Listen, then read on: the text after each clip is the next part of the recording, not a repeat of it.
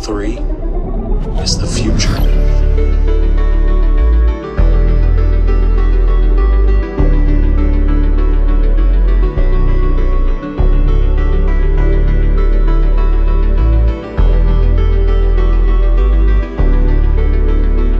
Welcome, crew, to What Are Your Three, a Channel 3 podcast where we take a member of the Channel 3 community, discuss 3 games of their choosing, go through some honorable mentions and some other odds and ends for a nice little video game discussion. I'm Dan Tucker. With me, as always, Ray. What's going on, everybody? Tonight's guest is a longtime member of Channel 3. I mean, been here close to the beginning. It is the one and only Rescue Joe. Joe, how are you doing tonight? Good, guys. How are y'all? We're good. Excited to have you here. We've got a list of games and a theme for the list of games too. So I'm gonna send it over to Dan as we get this thing going. Yeah, it's nice. You know, it's funny as we look forward to the 3 games you picked here, and it's an interesting combination of them. And thankfully, there is a theme, because otherwise, I'm not sure how long the conversation would be about some of these games. Actually, if you'd like to introduce the theme you picked, and then we'll get started with your first game. If you want to give us kind of a preamble for the structure of the conversation, or why you picked the 3 games you did. Yeah. So the games I picked, you guys will announce those, but these are games that I used to play with my grandfather. He was a Vietnam vet. He was a very quiet man, but he is the only one that I can remember during my childhood that played video games. I mean, you know, my dad, my stepdad would, jump on, play a sports game or two, but like my grandfather was hardcore, like into Zelda,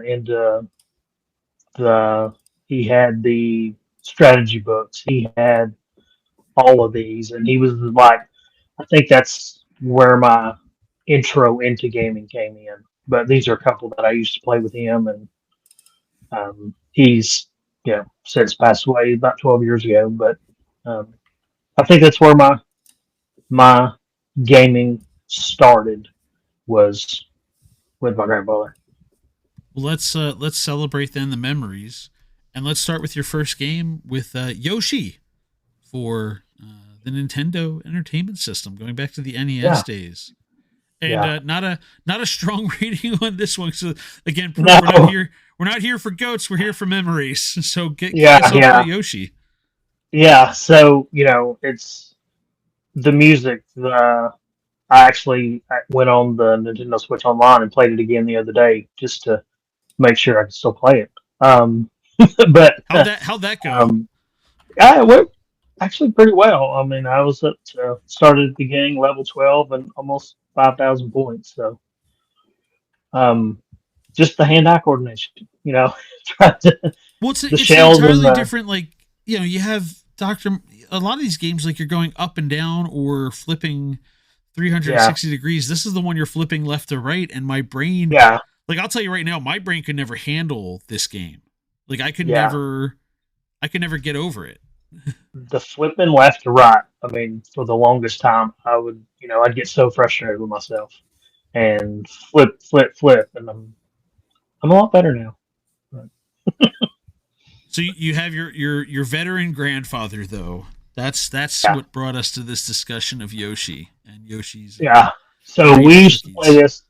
I wasn't. I didn't see them a lot. My parents separated when I was younger. So when I would go down there, when he knew I was coming, like if he played a game, back then there wasn't save files or anything like that. He would leave the Nintendo on to show me something, or the next level he got to, or something like that. Just to, he's like, "Hey, look what I did this time," or look what I've done in the past, and go through maps and stuff like that. But other games aside, I actually have a in the box copy of Majora's Mask that I got when he still has the book. It's in the box. There are people looking for that. Be careful. Yeah. But it's not going anywhere. I gotta get Cookie out of the way, because I say Cookie, and this isn't the Cookie one. This is the sprites. This is not the Cookie. This is the Mario Brothers 3 sprites that are in here. Yeah. Yeah. So, but yeah, we would. It was kind of something we could play together. Just shoot around, and like I said, he wasn't a talker. He talked, but not about anything he ever did, or he was quite a quiet man when it came to like conversation wise. But I knew we could get on there, play a game, and he would open up a little, not really, like stories, but you know, just something we could do together. How did he pick the games? So, like, how did he pick Yoshi? You kind of see. We'll talk about the other two games that are atop the list, but it seemed like there was a bit of an affection for kind of these puzzler games. Yeah, and I don't know how it. I don't remember when he got it, but that was when I remember playing games as a kid. Yoshi and the next game were two of the big ones that we always see. Because you can do dual screens, or you play 2-player and you try to beat each other, and we see how far we can get and how much better I'd get each time, or how much farther than me he would go. It's funny. You talked about he was the one who played video games, but other people in your family weren't. And that's not usually the case when you're looking at that generation. I mean, the case of my family, you and I are pretty much the same age in the grand scheme of things, and it worked its way back up. Like, I had members of my family got my grandparents a Nintendo just to kind of have, and they played the same thing. They played like Jeopardy, and they played kind of some puzzler games.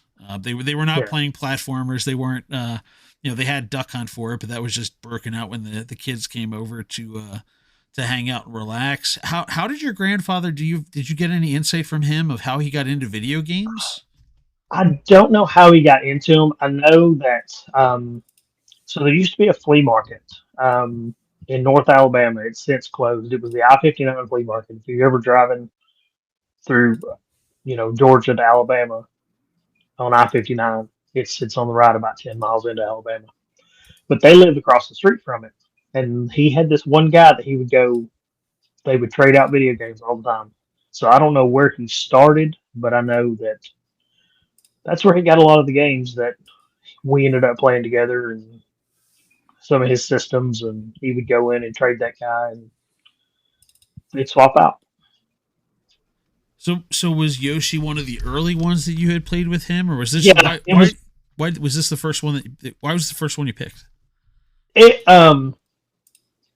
when I thought about the theme, I was like, these are the games that I remember playing. I can, like I said, I turned it on the other day. The music, and that's the first thing I thought of was playing with him. But I don't know why that one popped up, but I do remember fondly playing that one along with the other ones that were there too. Did you play against each other ever? Did you try and run up scores on each other? Or was it just something you kind of just bonded and just relaxed and just kind of casually played? I mean, obviously, he was showing you how far he went, but I didn't know if you guys ever really went kind of head to head here. Oh yeah. There's a 2-player mode, so we would go against each other. Even my brother, he still doesn't play video games a lot. He would try to jump in there with us, and it'd be a whole thing. But my brother got bored real easy, and he had to go do something else. But I could sit there, and I was I guess I'm really quest oriented. Like if I get to a certain point, I want to next time get past that point, next point, and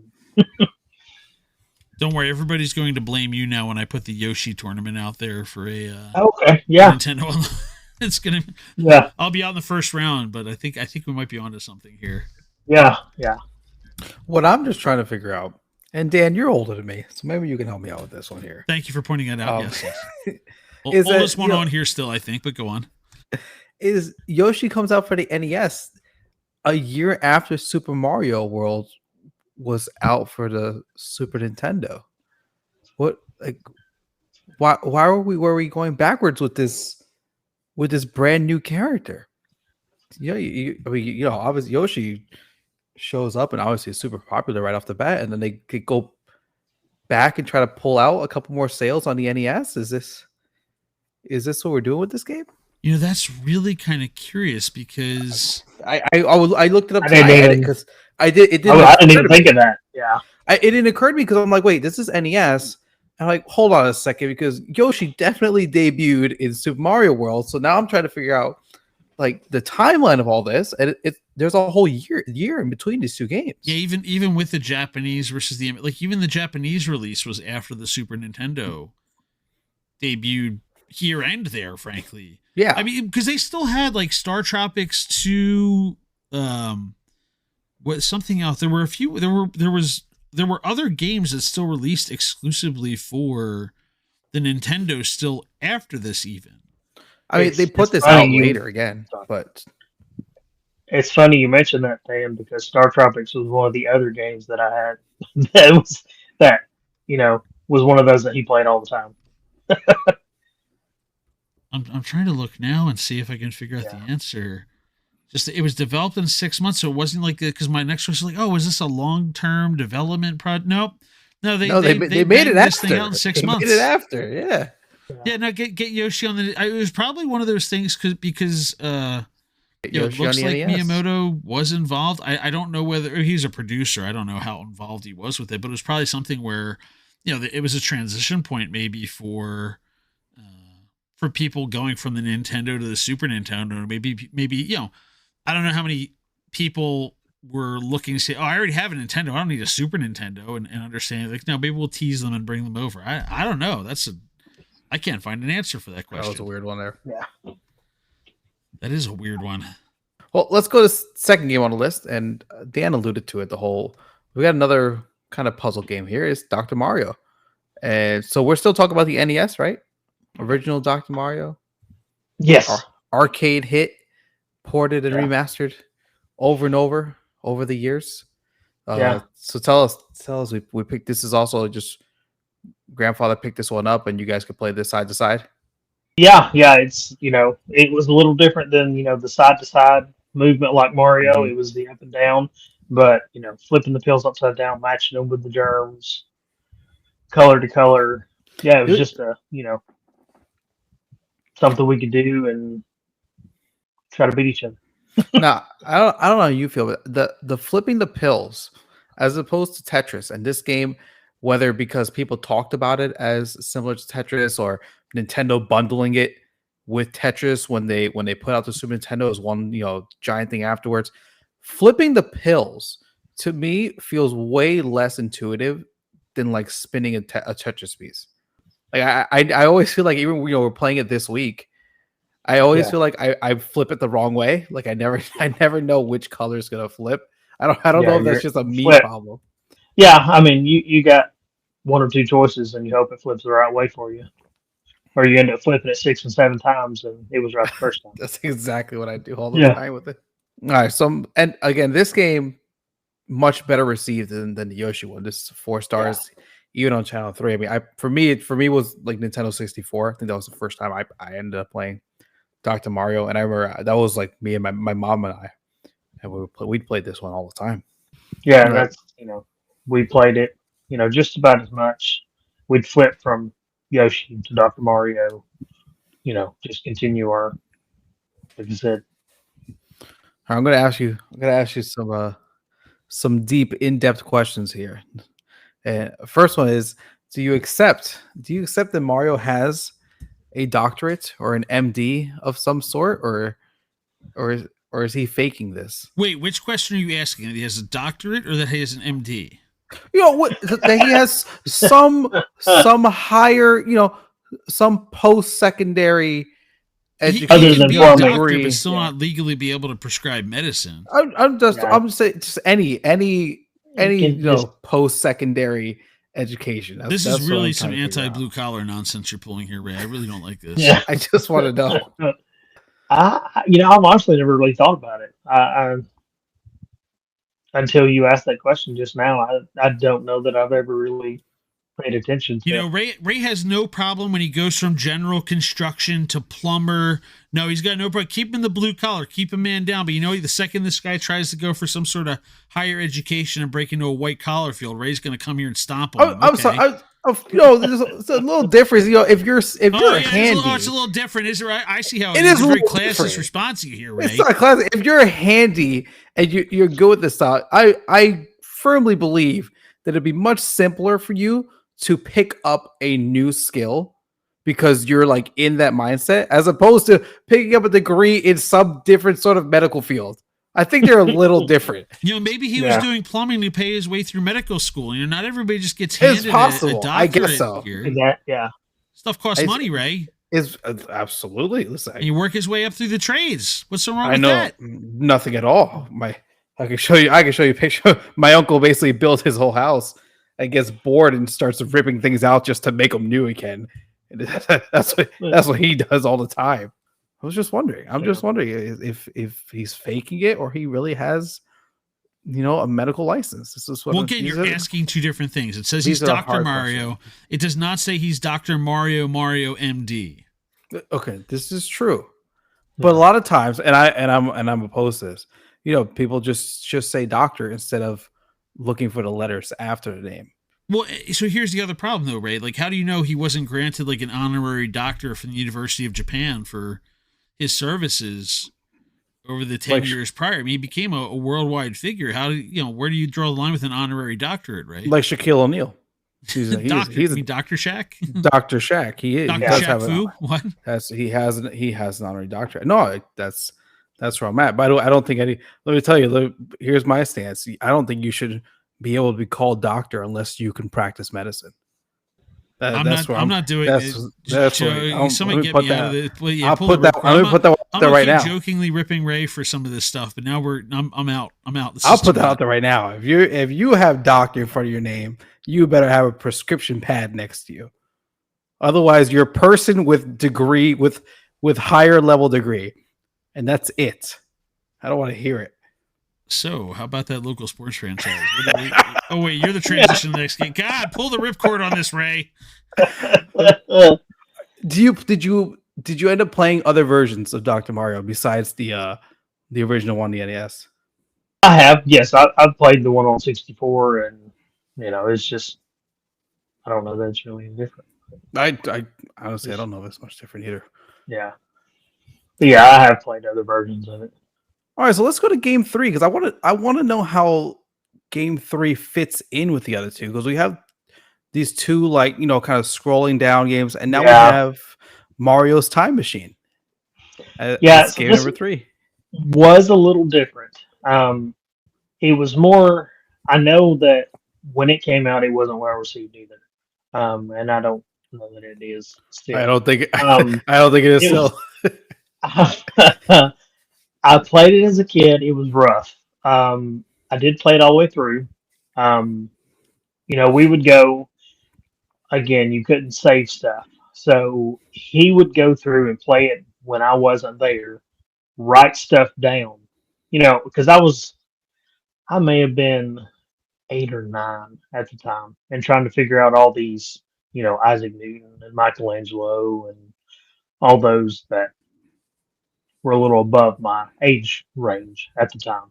So he would go through and write stuff down, kind of not like figuring it out, but clues that would help me, push along where I could do the game myself. And not necessarily play the game for me, but it was rough. Well, it's a tough game because some of these items, they'll give you the artifact and they'll be like, well, we're not going to tell you when this is from. Go to all the different worlds and figure it out eventually. And honestly, I think my favorite part of that was the surfing. So I going through and I got that in the notes. Tell us about the surfing. So when you hit the time machine, you have to put in the time, the year, and then it launches you into I guess it's like an ocean, but you have to collect so many mushrooms before you can get transported through time. And then you have to go into one of the whirlpools. But I would just spend not hours, but a lot more time than I should have just riding through the waves. And the game just let it happen? It didn't shut down on you for taking too long to find these mushrooms? No. It's time travel. There's probably no time at all. It was probably 5 minutes in real time, but I could be surfing there for 35 minutes. Let me tell you that whole that whole setup is you surf until you eat enough mushrooms, so that time travels becomes reality. Listen, there are people who can help you with that, Ray. I don't recommend. I'm not. So listen, I got enough guff for making people lick Switch cartridges. I'm not suggesting this one, Ray, but if I lick enough Switch cartridges, will I travel through time? Is that how it works? Yeah. Hey, I have an important question here. Who does Mario think he is? Carmen San Diego travels through time, and they have the history knowledge, they have the education capable to travel through time. Who does Mario, a plumber, think he is? Traveling through time, breaking into a white-collar industry like time travel. I'm sorry. So now he's just a plumber? No, I'm just asking the Ray questions here now. That's all I want to understand. First of all, Mario joined the Street Ball League too, so let's remember that one. Great game. Important education in the 90s. Eat enough mushrooms, travel in time, Ray. I don't understand what the question is. Figure out who gets the apple and the music note. How do you I've never played this game. I didn't even know it existed. How do you? I don't think it's actually on Channel 3. I looked and it is. I'm going to update the search term. No, it is. It is game number 1,343, and we have 8,900 games entered. It's been in there for a minute. It's Mario's Time Machine. If you put Mario's, it shows up. I'm updating the search terms now. Okay. That way, showed up. I had to look that one up too. What is? How do you beat Bowser in this one? I know you have to answer the questions, but what does the actual battle versus Bowser look like? Do you jump over him and hit a switch? Yeah, as far as I can remember, I don't really recall a lot of it, but mostly just surfing and going through time and then beating him at the end. Well, I'm gonna end it with this. It can't be worse. It can't be worse than Super Mario Land. All right, Dan, we'll go for you now. He's just like, you know what? He's back in school for a couple weeks. I know he's worn down, he's sleep deprived, but the hot takes today. It can't be worse than Super Mario Land. You had to be there, Ray. You had to be there then. You had to be there for a game not made by the people that made Mario, by the B team, and the B team said, "What if we just changed everything that made the game good?" I'm also angry at the Kirby game I'm playing right now, so that's not helping my mood. I'm gonna write a review about it. Multi-week beef. This has been going on. This is like I know these podcasts drop once a week, but this has been going on for weeks now with you on Wednesday night party nights, on podcasts. I was really hurt by that game. A game that they thought about releasing as the main game with the Game Boy. You could have tanked it. Let me tell you, if they don't find Tetris to put along with the Game Boy tanks. There's no way. No one could have played that game and thought it was good. After playing the Mario series competition they were up against, little Tiger LCD handhelds, Ray? But they were up against. You had to be there, Ray. You had to be there. Up against the first 3 Mario games. You pressed the B and the fireball bounced forward. Rescue Joe is stuck in the Rescue Joe. When was the first time you touched the Game Boy? I'd say mid-90s. I mean, me too. And you had all that power in the palm of your hand. I only had half the power. I had a pocket. Playing by the street lights at night. You had the games to go with you, Ray. Whatever, I'm done with this. I'm not putting up with I can't deal with him today. You're not getting stuck in the middle of this. All right, let's move on to honorable mentions. We're going to talk about a couple of games here that did not make the list. Now, the first one here, this one did cross into the grandfather territory. I know your second game has a bit of a different element to it, but Zombies Ate My Neighbor. I assume the Super Nintendo, not the Genesis. It's the Super Nintendo. Little company called LucasArts worked on with this one on Konami. Indie game. Yeah, so it was just it's one of those just dumb games you just play and run away from the zombies and try to kill them. It's not anything. I mean, you could say it was skill based, but you needed skill to survive this game. This is once it gets to the later levels, going through the. Yeah, let's be realistic. This isn't Marbles on Stream level skill, people. This is You had to be able to move and maneuver, and I mean, doing it solo also is an entirely different beast than trying to play this game with a second person. Was this one you did play with your grandfather? I did. I played a lot of solo, and he would watch. There was a couple times where he'd jump in there, but going through the supermarket, going through the backyard or whatever it was over there, and it was Easy to get lost in the yards, easy to get turned yeah, around and get. yeah. It's You also get very turned easy to around. get cornered too. Like you can, yeah, you end up in the corner, you're just dead. There's nothing you do. You Yeah, can't run you away. You run can't to the maneuver around it. supermarket in the freezer area, and then you're surrounded. So. How did this one? So again, you played a lot of puzzle games. You played the Dr. Mario's. You played your Yoshis of the world with him, and again Mario's Time Machine's a little bit of a calmer game, a little bit of a chiller game. This one's got that arcade overhead running gun. Again, silly as it was, just to be clear, this wasn't Resident Evil. this was No. was kind of running around, but it's a much different game than some of the other ones you described playing with him. Yeah, and there was a lot of games that he played that I could have put on here, but these are the ones that I remember the earliest memories of playing games with him. Like I said, he had strategy guides for all the Link, the Zelda games, um, up to, Ocarina of Time, Majora's Mask, and, he would, Final Fantasy games he played. I'm probably going to get yelled at for this one, but I've actually never played a Final Fantasy game. So, That's okay. yeah, Not judging. somebody's going I haven't either. to just kidding. Yeah. Ray has an obligation to play one just to say he I did. know. I know. Yeah. Maybe one day. I gotta get. I Yeah, gotta but put just Chrono those Trigger first. strategy games, he played a lot of those. But I think these were just more my speed when I was younger. That something he would just play and I think humor me basically. So Not was really. this kind of that flea market, farmers market fodder on 59 there? Like he would just pick this one up and Yeah, he would go over there and he's like, "Oh, let's try this one," and then they'd go trade them out, and he'd let it, him know what he thought about it. And, it's a wild cover, and you two will know this is coming up and enhanced the next few days now because I was like, I need to get this covered.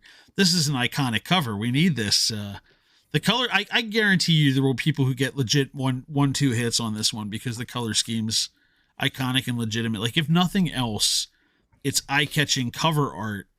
That if you're looking at a table of just because not a lot of these games, especially there, I'm sure he wasn't getting a lot of stuff in box, but you look Yeah. around and you're going to see this cartridge sitting around for the Super Nintendo, and you're going to see that yellow and the red streaks and like this old school Romero zombie type vibe on this pop art, and it's going to catch your eye. yeah, Let's go next game. Ace Attorney Investigations. So, are we playing this one on a DS, on mobile, on the Switch when the collection came out? And I've All the never above? actually played this game. The thing that intrigued me about it is the character's name is my last name. There are very few people I have ever met with my last name of Edgeworth. And then a game comes out. And my daughter was actually the first person that told me about it. And I was like, "Are you kidding?" So I went and looked it up and I was trying to find, I was like, how? I mean, because there's not, there's my dad, my brothers, and me, and then other family, but I don't That's know the that edit. I've met more than 5 or 6 someone with the last name of Edgeworth in my lifetime. So you've never played this game. It's just a matter that you found the No, character. yeah, I found, and if somebody, when this podcast comes out, if somebody else, maybe there's another one on Channel 3 that we don't know about. Maybe there's another Edgeworth, just kind of intriguing because, like I said, it's not a very common last name. Well, look at that. Well, that just became a quest. I'm gonna write down here. Quest. And I know that, was a couple of the Fall Guy movie. His name was Dan Tucker. So, Oh yes, trust me, there's it a was character in there. disturbing for both my son and I in the theater. And the funniest part about you say just he had your last name, but the funniest part about that one for me is there's not been a lot of time in my life where I have been referred to as either Dan or as Tucker. All too often, Dan Tucker is said as one word through the course. Yeah. Even when I introduced myself in this episode, I said, "Yeah, I'm Dan Tucker." Like it's not Dan. I'm not looking for Dan. Hey, where's Tucker? There'll be a little bit of the last name action in there, but where's Dan Tucker at is usually the phrase. And they did that throughout the movie. I'm like, I feel attacked. I need to find out who the writer was. I'm like, no, I don't know the writer. I don't. Okay, I was worried. Yeah. It flowed too much, and Somebody that was else the out weirdest part about it. It wasn't like, oh, I've heard Dan in a movie before. I've heard Tucker in a movie or a show before, but hearing them running around, where's Dan Tucker? And I'm like, oh my god, this one stings. There he is.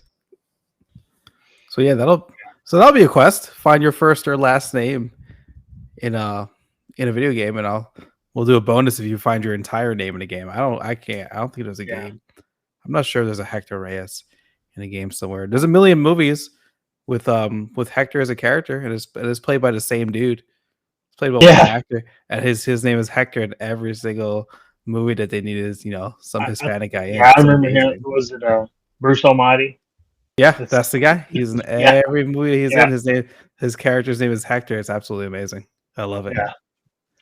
But yeah, that's it was intriguing to me that there was a game with my last name. It's not very common. Ray, I put Jose Reyes on as I went through and did all the MLB The Shows over the weekend at some point when I had a few minutes. I put that entire game series into the library under the MLB The Show, and I put Jose Reyes in as one. So you got a Reyes. If you look up MLB The Show series, I got Jose Reyes' jersey on the back of. Well, that's my brother. My brother's Jose Reyes. So I'm pretty sure I think he had a Reyes jersey just because of that. Well, enjoy your quest, people. That'll show up at some point. It might be this week. So I think the quest might show up before the podcast. I'll set it up for the day of the podcast. I got other ones I got to load up now. But oh, there you go. All right, that'll be a fun one. Well, let's talk. Go ahead, Ray. Sorry. Yep, to the future. To the future. To the future. We have a couple games for the future. We're making a massive jump in time. I know a truly honorable mention for Ace Attorney there, but we're jumping ahead from where we were in the 90s with Zombies Ate My Neighbor right up to The Legend of Zelda: Echoes of Wisdom, a game I wish they gave her the Wand of Gamelon in, and a stance I will continue to never forgive Nintendo for, calling it the Tri-Wand or whatever it was they did. That's not right. But you're looking forward to this one, a surprise announcement we got in the last Nintendo Direct, because they don't announce games more than 6 months out, if not even less at this point. And we're a month away from getting this game. I think what's the release date on this one now that I think about it? I think it was early September. Yeah, we are 1 month away from tomorrow, the recording of this, September 26th. Okay. We're going to get this game. It's going to be in our hands. This is not a 5-year wait cycle here. So you mentioned a history with Zelda with your grandfather again. He had the guides. He had, he had the games through time. You mentioned he had a copy of Majora's Mask that you've still got all of the basically intact, the box, the guide, everything for. So Zelda's in the history there too. Yeah, I think it'd be interesting to see how they do this as the princess, as the hero, and not Link. Yeah, first of all, I was happy. I was kind of surprised. I was happy just to see like a top-down Zelda game coming back again, right? And when they came in, you saw that art style they had for the Link's Awakening remake, and I think it looks like is it trying to take place at the end of Link to the Past. I'm still trying to figure out. My foe Ray's going to get upset and throw something across the room about trying to establish Zelda timelines. I'm not trying that hard, but I'm okay with Zelda timelines. I think I like the creativity of that stuff. I love like Pixar timelines and people connecting all those movies together. So I'm all for it. Pixar movies and Quentin Tarantino movies. Connect them all, Ray. That's like as loosely as you can connect it. I'm here for it. I'm all in. Yeah. So was this when I watched the Nintendo Direct live and saw this? I watched it later. I didn't catch the Direct live, but watching it and seeing, she doesn't really have a weapon. She gets to mimic, like it showed in the trailer. She found a table. She can make a table now. She can climb up, but she can also, the monsters that she fights, she can also bring them on her side and use them as weapons also. So Yeah, I'm excited about the fact that like you go back and play Link to the Past, a beloved game of mine. You have to play that game in order. You have to go from temple to temple to temple. You will always go to the same pattern of temples. My muscle memory takes over, and I'm like, I start playing the game. I almost don't play it because it's like, oh, I got to go here. I got to go here. I remember what happens in this dungeon. Now I have to go to the other end of the map and travel over here. I don't think that's going to be the case with this game. I think they're taking some of the openness from the last two Zelda games we've had, and like I think we're gonna see what people do with this thing. I think there's gonna be some really wild stuff in the weeks after this game comes out. Of well, here's how this person beat the game in 10 minutes, and here's how this person, they did the exact opposite plan of what Nintendo intended the temple order to be because they built 75 tables and climbed across the entirety of Hyrule or whatever. Yeah, I mean, I feel like they're putting a lot of effort into making sure like they're not having rules in this game. I feel like that's the vibe I got from how they announced this game. Like it's going to be chaos. It's going to be beautiful. So looking forward to that. It's different. And the other one looking forward to Mario Party Jamboree. Yeah. So we've got two kids. That's about the only games my daughter will play. Kid will play more games with me, but the Mario Party games are, there's I think 5 new maps in this one and more multiplayer that I've seen. I'm all in on the multiplayer. I'm excited to play these giant jamborees online and see how well they hold up with 20 something people playing. 20 something people in there trying to run through a map, different games, and I've played Mario Party ever since the Nintendo 64 and trying to do tug of war and running that joystick into my hand. So yes, exactly. I hope your Daniel-san wax on, wax off ready for that. I honestly I hope Nintendo starts caring about us the way like Dragon Ball Z is going to come out and everyone's worried, are you going to put spins in it? And they basically said no, we can't have people breaking these controllers. They're too expensive at this point. So like no more spinning. Yeah, and I'm like, yeah, please, just I'll tap. We have enough drift problems without you putting that element into this game. Please don't make me spin this controller. And actually, that spinning controller, I'm still using it to this day. So it's held up very well. I just remember all my N64, the analog sticks and all of them would just like droop over to the side eventually. Oh yeah, it does. They still work. It still works. Yeah, it still works. I still use it. So I just remember cleaning out like chalk of the broken controller from inside. Like I'd take a Q-tip and like mop out the dust and debris of the controller being torn apart from the GameCube controllers would do that, especially the wireless one, the Wavebird, because it had the little like octagon indents in it. And so those would really get jacked up when because it was not a circle and you were spinning it in a circle. That's the one I remember. I love that. I love that controller. Love the Waybird. A little fatter than a normal GameCube controller. A little thicker to hold. All right, well, now we take a question from the Channel 3 history books that we're going to pick for you to discuss here with us tonight. And the question I'm going to ask of you, if Kirby ate you, what power would he get? A power that Kirby would get. Sarcasm?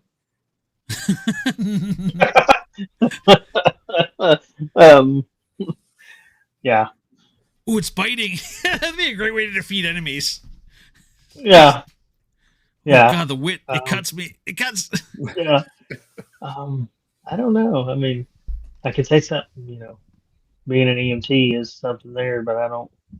Defibrillation. The sarcasm goes with it. That's a compensation. No, I think you're good. I think you sold it. I'm Kirby, sold. Yeah. Now I'm trying to think if Kirby had a defibrillator. I don't know. For some reason I feel like I remember Kirby had some sort of thing at one point. Lightning, but were amps or volts involved? Like which was? I'm gonna have to look back. I'm gonna have to look back at it now because I feel like there's a. It has a little shock. He said we had the electricity. That's yeah. And last question we ask everybody: what's been your favorite feature on Channel 3? I think all the events. I've gotten into a lot of these events, hoping to get in more. My work schedule varies, so I get into what I can. During the summer, playing the marbles on stream, that was fun. The kid got in there with me. Sometimes he still plays during lunch. But yeah, just getting in these events, meeting new people. That's right. We've made it to the end of another What Are Your Three podcasts. Thank you, Rescue Joe, for being with us. You can find the podcast at c3.gg/podcast, dropping every Wednesday morning at 3:33 a.m. Eastern on all the major platforms, including Spotify, YouTube Music, and Apple Podcasts. I'm Ray. Dan puts this all together. Our theme song is by Caster Garden. And for our executive producer, Joel Willis, have a good day, everybody.